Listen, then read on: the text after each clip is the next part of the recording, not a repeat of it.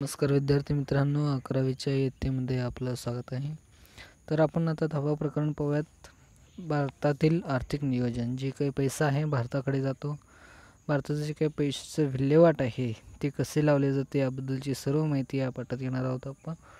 हा पार्ट 1 आहे. पार्ट 2 देखील तुम्ही नक्की पहा. याकडे प्रस्तावनाकडे जातो मी. नियोजन आयोगाची स्थापना म्हणजे भारताचं जे काही पैसा आहे तो कुठे कुठे खर्च करायचा आणि कसं करायचा याबद्दलची सर्व माहिती या नियोजन आयोगामध्ये असते किंवा नियोजन केलेले असते. याची स्थापना 1950मध्ये झाली. ते आता पुढं बदलण्यात वगैरे आले, हे माहिती घेऊच आहेत आपण. त्यानंतर 1950मध्ये भारत सरकारने केली. हे जे काही स्थापना आहे ते 1950ला झाली नियोजन आयोगाची. लक्षात ठेवा, पुढे डेट वगैरे आहेत तुम्हाला. पंतप्रधान हे नियोजन आयोगाचे प्रसिद्ध अध्यक्ष असतात. जे काही नियोजन आयोगाचे जे काही अध्यक्ष असतात ते पंतप्रधान असतात. त्यानंतर आहे नियोजन आयोगामध्ये बँकिंग, वित्त, उद्योग व विविध क्षेत्रांचे तज्ज्ञ असतात. जे काही नियोजन आयोग असते त्यामध्ये बँकिंग म्हणजे महत्त्वाचा भाग तोच आहे. बँकिंग, वित्त म्हणजे पैसा आणि उद्योग या विविध क्षेत्राचे तज्ज्ञ या ठिकाणी असतात.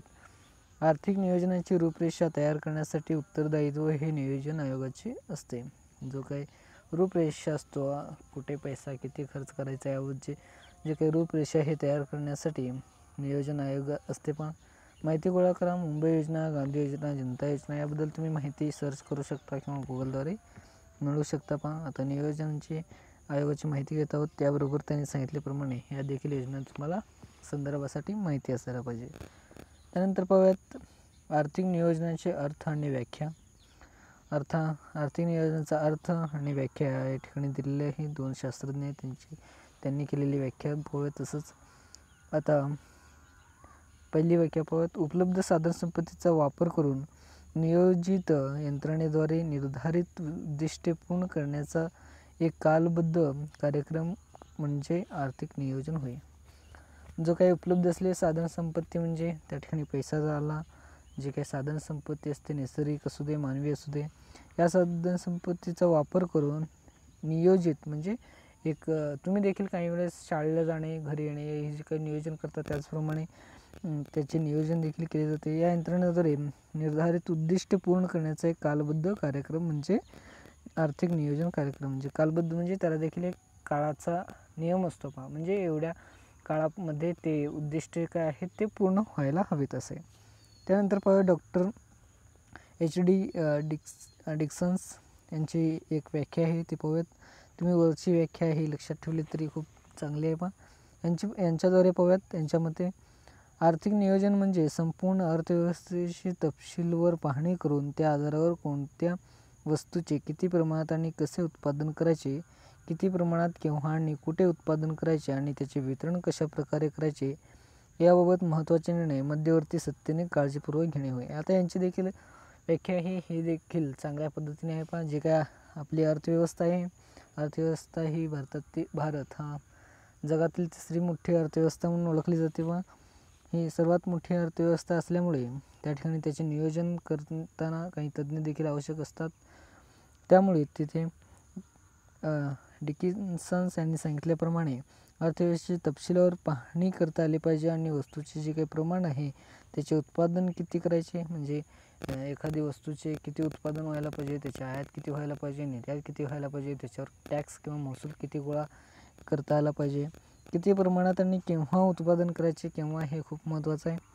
आणि त्याचे वितरण कशा प्रकारे करायचे. आता वस्तूचे वितरण आणि या गोष्टीमध्ये काही महसूल गोळा होतो, त्यामुळे अर्थव्यवस्थेला देखील फायदा होतो. त्यामुळे ही वस्तू खरेदी करणे, विकणे आणि वस्तू तयार करणे या तिन्ही प्रोसेसमध्ये जो काय पैसा असतो तो केंद्र सरकारला जातो. त्यामुळे त्या ठिकाणी इन्व्हेस्ट करणं देखील महत्त्वाचं असतं. हे काळजीपूर्वक पाहण्याचे काम यालाच आर्थिक नियोजन म्हणतात असे त्याने व्याख्या करण्याचा प्रयत्न केला. त्यानंतर श्रीमती बार्बरा उटन यांचं पाहूयात. सार्वजनिक सत्तेने आर्थिक अग्रक्रमांची जाणीवपूर्वक आणि पुरस्सर केलेली निवड म्हणजे आर्थिक नियोजन होय. जाणीव आणि हेतू या दोन्ही गोष्टी ठेवून जे काही सार्वजनिक क्षेत्र आहे त्यामध्ये आर्थिक विकास केलं तर महत्त्वाचे ठरेल असे श्रीमती उटन यांचं म्हणणं आहे. त्यानंतर पाहूयात आर्थिक नियोजनाची वैशिष्ट्ये.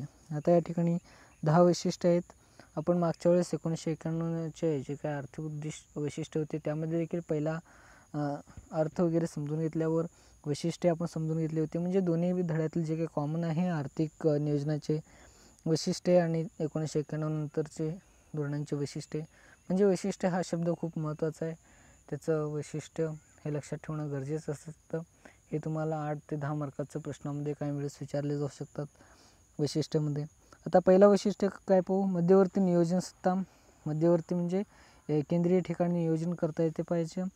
प्रत्येक देशात केंद्रीय नियोजन आयोग असतो व ते आर्थिक नियोजन करतात.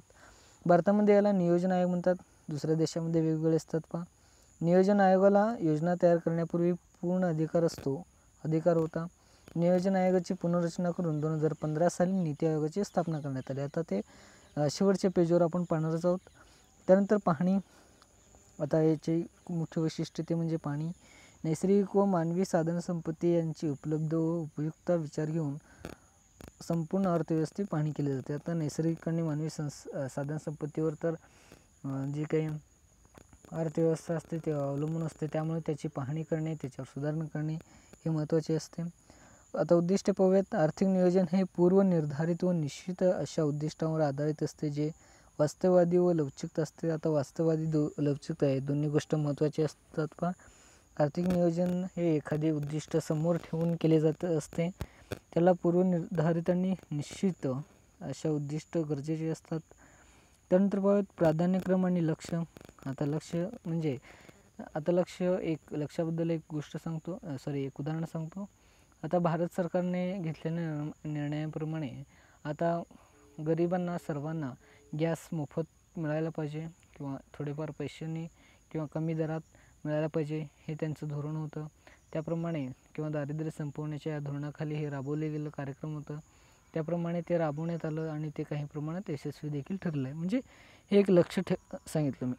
आर्थिक विकासाला गती देण्यासाठी आर्थिक नियोजनात प्रत्येक क्षेत्राच्या महत्त्वानुसार प्राधान्यक्रम ठरविला जातो. लक्ष्य ठरवून उद्दिष्टे प्राप्तीसाठी ठोस पावले उचलली जातात. जे काही पावले आहेत तेच उचलले जातात. म्हणजे त्यावर पैसा वगैरे खूप मोठ्या प्रमाणात खर्च वगैरे केला जातो. त्यानंतर पाहूयात संसाधनाची जुळवाजुळव. नियोजन करण्यासाठी लागणारे विविध आवश्यक असतात. उदाहरणार्थ आता संसाधनाची जुळवाजुळव म्हणजे त्या सर्व जे काही घटक आहेत त्यांच्यातून कशी गोळा केली जाते. त्यानंतर पहिला आहे उदाहरणार्थ पाहूयात कर आकारणे, घरगुती बचत, तुटींचा अर्थ भरणा. त्यानंतर बाह्य सहाय्य, सार्वजनिक कर्ज यांची जुळवाजुळव आवश्यक असते. म्हणजे या सर्व जुळवाजुळवीमुळे काही प्रमाणात आर्थिक नियोजन करता येते. त्यानंतर आहे योजना कालावधी. नियोजनाचा कालावधी गरजेनुसार वेगवेगळा असू शकतो. योजना कालावधी ही काही वेळेस 5 वर्षासाठी किंवा वेळेनुसार ती बदलत असते. भारतासारख्या अनेक देशामध्ये योजना काळ 5 वर्षे इतका असतो. म्हणजे काही देशामध्ये कमी जास्त वगैरे देखील असू शकतो. त्यानंतर पाहूयात मूल्यमापन. नियोजनातील उद्दिष्टे आणि प्राथमिकता यातील होणारे बदल समाविष्ट करण्यासाठी मध्यावधी परीक्षण गरजेचे असते. यासाठी ठराविक कालावधीनंतर योजनाचे मूल्यमापन केले जाते. आता योजनामध्ये मूल्यमापन करणे हे खूप महत्त्वाचे असते. मूल्यमापन केल्यामुळे काही जे काही राहिलेले उद्दिष्टे असतात ते पूर्ण करता येतात. पहा, त्यानंतर 8वा पाहूयात सतत चालणारी प्रक्रिया. ही जी काही नियोजनाची वैशिष्ट्य आहे ते नियोजन तयार केलं आणि ते सारखं चालवणे हे देखील महत्त्वाचे असते. आर्थिक नियोजन ही एक सातत्यपूर्ण प्रक्रिया आहे. या प्रक्रियेद्वारे देशाच्या आर्थिक विकासाचे उद्दिष्ट गाठले जाते.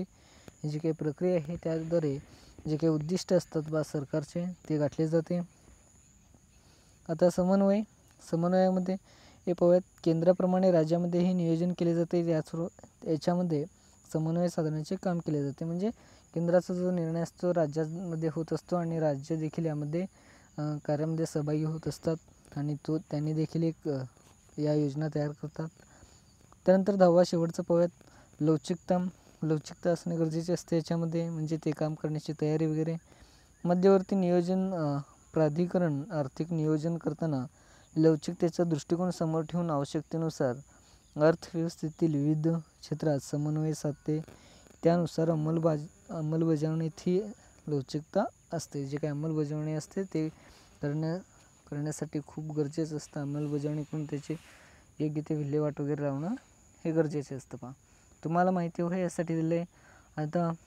आता माहिती हवं म्हणजे हे तुम्हाला परफेक्ट चांगलंच माहिती असायला पाहिजे. पहा, भारत सरकारने सुरुवातीत 1951 पासून जे काही पंचवार्षिक योजना होती ते तयार करण्यास सुरुवात केली आहे. पहा, म्हणजे सर्व देशाप्रमाणे भारत हाही देखील पंचवार्षिक योजनेमध्ये आहे आणि तोही पंचवार्षिक योजना तयार केला जातो आणि तो 1951 पासून सुरुवात करण्यात आली. पहा, आता 1951 मध्ये त्याचे उद्दिष्ट काय होते? त्याला पहिली पंचवार्षिक योजना कालावधी पहिली पंचवार्षिक योजना फक्त तुम्ही काय करा, पहिली आणि शेवटची 12वी पंचवार्षिक योजना एवढंच याचं साल जर लक्षात ठेवला तर पहिली तुम्हाला मधली कुठलीही विचारूया 5 वर्षानंतर जो बदल होतो त्याप्रमाणे पाडे वगैरे म्हटल्याप्रमाणे ते येईल. पहा, म्हणजे पहिली विचारली आणि पहिली तुम्हाला माहिती आहे ओके 1951 मध्ये सुरुवात झाली आणि तुम्हाला 5वी विचारली तर तुम्ही सांगू शकता आणि त्याचे 5% पुढे येऊन सांगू शकता. आता 5वी मध्ये कुठे येईल 74 89 वगैरे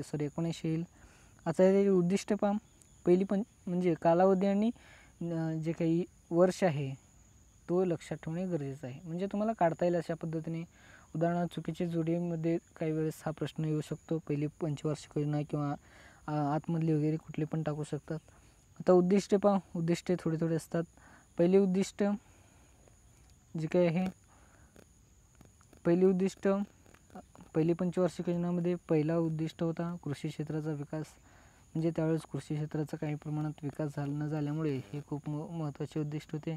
त्याचप्रमाणे इथे दिले हे सर्व मी वाचत बसणार नाही, व्हिडिओ खूप मोठा होतो की तुम्ही हे माहिती करून घेऊ शकता. आणि 12वी उद्दिष्टे आणि पहिली उद्दिष्टे हे दोन्ही चांगल्या प्रकारे समजून घ्या. आता 12वी पंचवार्षिक योजना या ठिकाणी खाली दिले आहे, सविस्तर ते बघूयात. 12वी पंचवार्षिक योजनेबद्दल एखादा प्रश्न तुम्हाला नक्की येतोच पेपरमध्ये. कारण सत्र पेपर मोठा असल्यामुळे हा धडा सामावून असल्यामुळे 12वी पंचवार्षिक योजनेबद्दल आणि वैशिष्ट्याबद्दल महत्त्वाचा प्रश्न असतो. 12व्या पंचवार्षिक योजनेचा कालावधी 12 ते 17 आहे. आता संपला आहे. आपण 13व्या पंचवार्षिक योजनेमध्ये आलेलो आहोत. जलद व शाश्वत वृद्धीवर लक्ष केंद्रित केले आहे. सरकारी खर्चातून भारतातील शेती, शिक्षण, आरोग्य आणि सामाजिक कल्याण यांच्या विकासाला प्रोत्साहन देणे हे या योजनेचे अपेक्षित उद्दिष्ट आहे. आता या ठिकाणी दिल्याप्रमाणे जलद व शाश्वत सर्वसमावेशक वृद्धी यामध्ये शेती, शिक्षण आणि आरोग्य या गोष्टीवर लक्ष देणे हे एक उद्दिष्ट ठेवलेलं आहे. पहा, तसेच उत्पादन क्षेत्राच्या विकासातून रोजगार निर्मिती करणे ही अपेक्षित आहे. जे काही अपेक्षित क्षेत्र असतात पहा, उत्पादन क्षेत्र, त्याच्यातून रोजगार हे खूप मिळवणे अपेक्षित असते. त्यानंतर 12व्या पंचवार्षिक योजनेचे मुख्य उद्दिष्ट कोणकोणते? त्या ठिकाणी 3-4 उद्दिष्ट दिले आहेत, ते पाहूयात. 7 उद्दिष्ट आहे त्या ठिकाणी, ते पाहूयात आपण. पहिला आहे आर्थिक वृद्धी. आर्थिक वृद्धीमध्ये चार घटक आहेत. पहा, आर्थिक वृद्धी म्हणजे आपली जो काही अर्थव्यवस्था आहे तो वाढवण्याचा प्रयत्न. पहा, वास्तविक स्थूल देशांतर्गत उत्पादन वृद्धीचा दर 8% प्राप्त करणे. आता 8% प्राप्त झालेलं नाही पहा, तरी पण तो टार्गेट होता. शेतीचा वृद्धी दर 4% प्राप्त करणे. औद्योगिक व उत्पादन वृद्धीचा दर 10% प्राप्त करणे. जे काही औद्योगिक आणि उत्पादन हे दोन्ही क्षेत्र महत्त्वाचे असतात. आणि शेतीमध्ये कमी का ठेवले तर शेतीमध्ये तेवढे उत्पादन भेटते, परंतु जो काही वृद्धी आहे आर्थिक विकासाचा तो कमी प्रमाणात होत असतो आणि जो काही औद्योगिक क्षेत्रामध्ये जास्त प्रमाणात होतो. त्यामुळे तिथे त्याचे उद्दिष्ट 10% ठेवण्यात आले. प्रत्येक राज्यात सरासरी वृद्धी दर हा 11व्या पंचवार्षिक योजनेपेक्षा 12व्या पंचवार्षिक योजनेमध्ये वाढ होणे. जो काही 11वा पंचवार्षिक योजना आहे त्याच्यापेक्षा पुढची जी काही पंचवार्षिक योजना आहे त्यामध्ये वाढ होताना दिसायला पाहिजे. पास त्यानंतर दुसरा आहे दारिद्र्य व रोजगार. दारिद्र्याचे दरडोई गुणोत्तर 10% कमी करणे. आता मागच्या व्हिडिओमध्ये आपण पाहिलं असेल 17%, पहिला 37% होतं, 30% आलं. त्यानंतर आता 10% कमी करणे हे उद्दिष्ट आहे. पहा, शेती क्षेत्राव्यतिरिक्त 5 कोटी नवीन रोजगाराच्या संधी उपलब्ध करणे. शेती क्षेत्रामध्ये जे काही व्यवसाय आहेत ते 5 कोटीपर्यंत रोजगार त्या ठिकाणी निर्माण करणे, पण हा रोजगार काही प्रमाणात अपुरा पडत आहे. पहा, शिक्षण योजनेच्या अखेरपर्यंत किमान 7 वर्षापर्यंत शाळेत राहण्याचा कालावधी वाढवणे. जो काही शाळेत राहण्याचा कालावधी आहे तो वाढवण्यात यायला पाहिजे. आता जो काही 8वीपर्यंत आहे तो आता पुढे वाढवण्याचा प्रयत्न चालू आहे. कौशल्याधिष्ठ उच्च शिक्षणाच्या संधी निर्माण करणे. आता मुलांना फक्त रट्टा मारणे एवढंच नव्हे तर कौशल्य देखील देता आलं पाहिजे. आता तुम्ही शिकता पेपरमध्ये लिहिता बस, त्याच्यानंतर तुम्ही काही करत नाही, म्हणजे ही गोष्टी घडू नये. तुम्हाला हे कशासाठी शिकवले जाते आणि पेपर कशासाठी घेतले जाते, कारण तुमच्यात कौशल्य आत्मसात व्हावे म्हणून. पण तुम्ही ते प्रत्यक्षात न करताना दिसताय. योजनेच्या अखेरीस शाळेतील पटनोंदणीतील लिंगभेद व सामाजिक अंतर कमी करणे. जो काही पटनोंदणी म्हणजे तुमची काही हजेरी लावते त्या ठिकाणी जो काही लिंगभेद म्हणजे मुलगा मुलगी आहे म्हणजे मुलांना 50% आणि मुलींना 50% हे निर्माण करणे आहे. त्यानंतर पाहूयात आरोग्य. प्रजनन दर 2.1% कमी करणे. म्हणजे कमी का करायचं आहे, कारण आपली लोकसंख्या जास्त आहे मुळातच, आणि तो अजून कमी करायचा आहे, कारण अजून देखील जास्त झाल्यावर साधन संपत्तीचा ऱ्हास होतो आणि दारिद्र्य अशा परिस्थिती निर्माण होतात. त्यानंतर 0.0 ते 3 वयोगटातील बालकांचे कुपोषणाचे प्रमाण योजनेच्या अखेरीस राष्ट्रीय कौटुंबिक आरोग्य पाहणीच्या 3ऱ्या स्तरापर्यंत अर्ध्यापर्यंत कमी करणे. जे काही पालकांचे कुपोषण आहे म्हणजे बालकांचं जे काही पालनपोषण आहे ते राष्ट्रीय कौटुंब आरोग्य पाहणीनुसार ते 3ऱ्या स्तरापर्यंतच्या अर्ध्यापर्यंत कमी करायचं. त्यानंतर शोधा पाहूयात. या ठिकाणी जे काही राष्ट्रीय कौटुंबिक आरोग्य पाहणी आहे त्याला HFHCच्या वेगवेगळ्या पातळ्यांची माहिती संकलित करा. तुम्ही हे करू शकता. त्यानंतर 5वा पाहूयात पायाभूत सुविधा म्हणजे अन्न, वस्त्र, निवारा आणि आरोग्य आणि शिक्षण इत्यादी गोष्टी.